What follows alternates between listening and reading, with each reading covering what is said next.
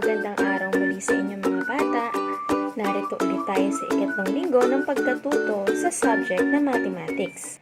Kaninang umaga, tinalakay natin ang pagkakaiba ng cardinal na bilang sa ordinal na bilang. Pag sinabing cardinal na bilang, tayo lamang ay nagbibilang tulad ng 6 o 6, 7 o 7, 12, 12, 28 o 28. Pero pag sinabi na nating ordinal na bilang, tinutukoy na natin ang pwesto ng isang tao o bagay. Kaya mula sa 6 o 6 na cardinal na bilang, para maging ordinal na bilang siya, dadagdagan natin ng T at H. Kaya kapag binasa natin, yan ay 6th. Ang 7, kapag ginawang ordinal na bilang, dadagdagan ulit natin ng T at H. Pag binasa ay 7th. Ganon din sa 12th at 28th. Sa ordinal na bilang, naglalagay tayo ng dalawang titik. Ito ay ang T at H. Ito naman ang mga bilang na nagtatapos sa 1, 2 at 3 kapag ginawa nating ordinal.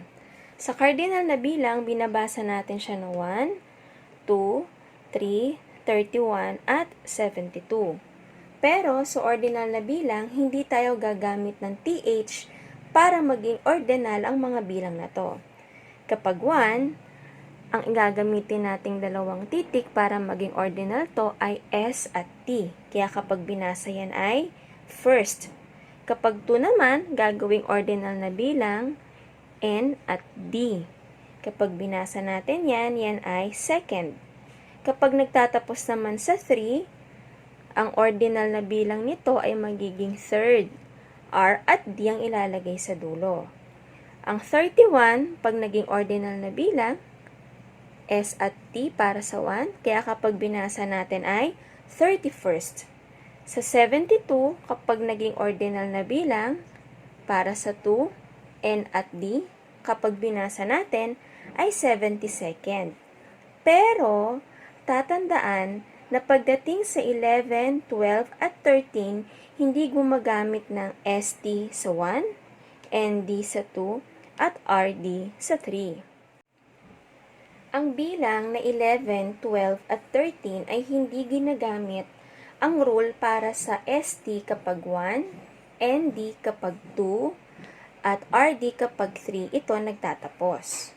Bukod tanging ang 11, 12, at 13, sila ay gumagamit ng TH para maging ordinal na bilang ang mga ito. Kaya ang 11 ay 11th, ang 12 ay 12th, at ang 13 binabasa na 13th. Ngayon, paano naman natin isusulat ng pasalita ang mga ordinal na bilang na to? Ganito natin siya isusulat. Darito naman mga bata kung paano natin isusulat ng pasalita sa Filipino ang ordinal na bilang. Ang bilang na isa, kapag nasa ordinal na bilang, sa formal na pamamaraan, ito ay una.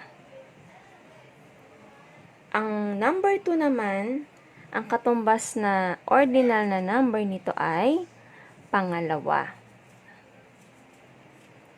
At ang bilang na 3 sa ordinal na bilang, yan ay pangatlo.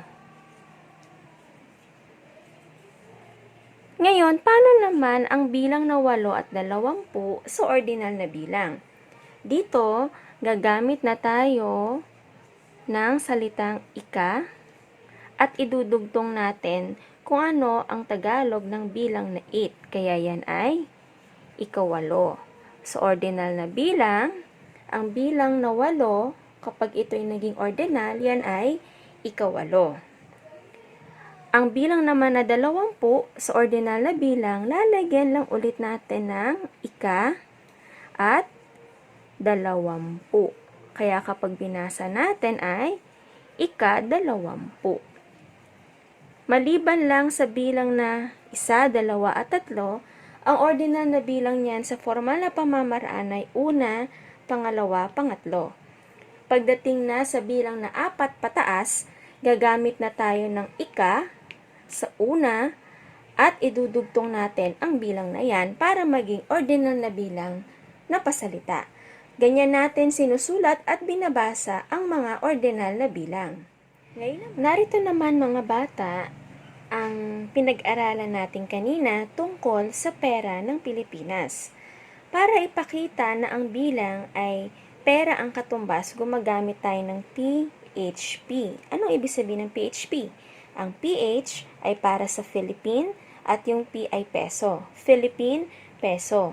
So, narito ang halimbawa ng mga barya na ginagamit natin sa Pilipinas. At ito naman ang perang papel na isa sa mga halimbawa ng pera na ating ginagamit. Ngayon, halimbawa, nais kong isulat ang halaga ng 25 centavos gamit ang PHP. Tatandaan mga bata na meron tayong value na kung saan ipinupwesto natin ang halaga ng salaping ipapakita natin. Itong unang linya, yan ay para sa halaga ng pera na katumbas ay piso. At itong dalawang linya na nakikita ninyo, diyan natin ipupwesto ang halaga ng mga barya na nasa sentimo. At pinaghihiwalay ang piso at sentimo ng decimal point. So, dahil itong hawak ko ay 25 centavos, saan kaya natin ilalagay na value ang 25 o 25? Dito ba sa value ng piso o sa value ng sentimo? Kung ang sagot mo ay sa value ng sentimo, tama ka. Dito natin ilalagay ang 25 kasi ang halaga ng barya na to ay 25 sentimo. So, pwede natin lagyan ng 0 dito sa pwesto ng piso kasi wala naman siyang kasamang piso. Or pwedeng decimal point na lang sa unahan ng 25 o 25. Ngayon halimbawa, sasamahan ko na ng 5 piso ang 25 centavos or 25 sentimo ko kanina. Hindi na to ngayon magiging 0. Ito ngayon ay papalitan natin ng 5 piso. Yun ay pinapakita ng barya na nasa taas. 5 piso. At yung decimal point, pag binasa natin, ay at 5 piso at 25 sentimo. Paano naman natin isusulat ang barya na 10 piso? So, buburahin natin to kung kaninang ginawa natin. 10 piso. Saang value kaya ipupwesto natin ang 10? Dito ba sa value ng piso o sa value ng sentimo? Kung ang sagot mo ay sa piso, tama ka. Kasi ang barya na to ay nagpapakita na ang halaga niya ay piso. Ngayon, wala naman siyang kasamang sentimo, kaya gagawin nating 0. Itong value ng sentimo, palaging dalawa yan mga bata. So, ganito natin isinusulat ang 10 piso. Paano naman ang 20 piso? Paano natin siya isusulat? Papalitan lang natin ito ng 20. 20 piso. Lagi lang tatandaan mga bata na sa pagsulat ng halaga ng pera, lagi nating gagamitin ang PHP. At huwag kakalimutan ang value para sa piso at value para sa sentimo. Narito naman ang mga perang papel na ginagamit natin sa ating bansa. So, ang bawat perang papel na yan mga bata ay naglalaman ng mga kilalang tao sa bansa natin. Ang iba sa kanila ay bayani, ang iba naman ay mga dating pangulo ng Pilipinas. Ang iba naman ay mga nagbigay ng karangalan sa bansa natin kaya sila makikita sa pera ng ating bansa. Bawat salapi ay may iba-ibang kulay. Unahin natin ang pinakamababang perang papel sa Pilipinas at ito ay ang 20 piso. Ang nasa 20 piso ay si Manuel Quezon at ang kulay nito ay kahel o orange. Ang sumunod naman ay ang kulay pulang perang papel na nagkakahalagang 50 piso. Ang makikita naman dito ay si Sergio Osmeña. Ang sunod naman ay ang kulay ube o lilang perang papel. Ang halaga nito ay 100 piso. Ang makikita naman dito ay ang dating Pangulo na si Manuel A. Rojas. Sumunod naman ay ang perang papel na nagkakahalagang 200 piso. Ang makakita dito ay si Diosdado Macapagal.